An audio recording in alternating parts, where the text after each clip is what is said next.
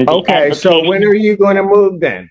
Your Honor, I have had to deal with all the demands of the court, so I cannot explore that. Ma'am, So I understand all of that. The question becomes, when can you move? that is a question mark to you and me both, Your Honor. I do not know. I have nowhere to go.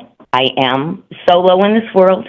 Okay, ma'am, I don't know. You guys keep talking about lawyers. I've not met them. I don't know. By necessity, where your court is located, the cell tower, Wi-Fi for the buildings, I will literally fry and be unable to move. That's why I couldn't come. This squatter came to court owing over $12,000 in rent and dropped one of the wildest excuses I've ever heard.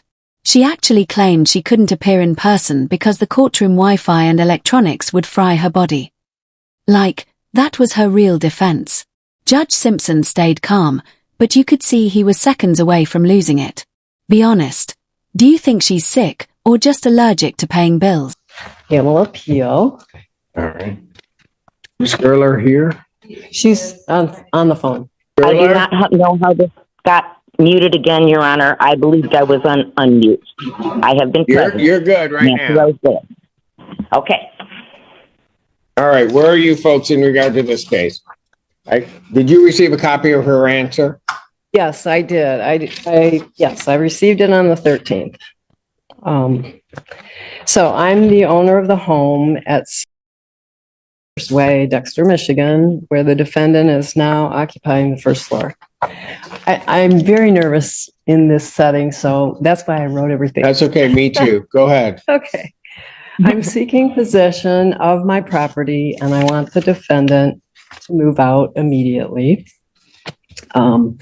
We have no lease. On September 23rd, 2021, the defendant and I made a month-to-month verbal rental agreement, and she agreed to pay $995 a month on the first day of each month following the first payment. On October 4th of this year, I gave the defendant the proper 30-day notice demanding possession of my property because of non-payment of rent. Well, okay, let me stop you there. Okay. A 30-day can't be the subject of a non-payment of rent action. Okay. So. All right. Do you want her to move, or are you just terminating her tenancy? I mean, are you terminating her tenancy and want her to move, or do you want her to pay you? I want her to move, and I want to also have a money judgment. So I can't do that? Yes, you can do that. Okay, that's what I want. Okay. Go ahead. Yeah, and I'm seeking a money judgment from the court for all back that she owes me as of December 1st, 2023, which is $11,995 plus court costs $215 and service fee of $68. So how much is your so the total money judgment requested from the court is $12,278. All right, Ms. Gerler, what do you have to say to that? Your Honor, when I first moved in, it was to be a temporary arrangement. I had another place lined up that did not end up being represented appropriately. It was to be vacated and renovated. Didn't happen. I have attempted along the way to give Ms. Peel, the plaintiff, money. I became extremely ill with COVID, which I have long COVID, along with 2 other disabilities.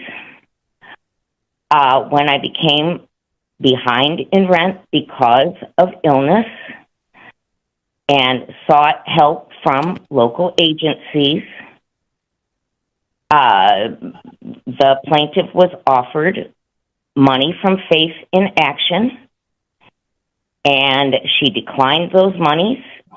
And there were other monies from other agencies that would have been available that would have satisfied my arrearages at that time of $2,985. Declining those monies led me to believe that she simply wanted me to move out So I tried to start packing possessions, became ill with COVID again. I have, in the court documents, outlined to you the many times since then that I have been afflicted with every COVID variant. I already have a serious extreme condition of electrohypersensitivity that I cannot easily find a place to live. I cannot live in group settings, be exposed to Wi-Fi, wireless meters, be near cell towers. Then it gets even crazier. She says she needs a rural environment because her health is too fragile for city life. Like, you're squatting illegally, not house hunting on Pinterest. She owes $12,000, hasn't moved out, and still has the nerve to play the victim. Meanwhile, the landlord has to drag through months of legal hoops just to get her out. Honestly, if she's lying, she deserves double rent. If she's telling the truth, get her a tinfoil hat and a tent in the woods. What do you think? Should squatters like this get sympathy, or zero rights the second they stop paying?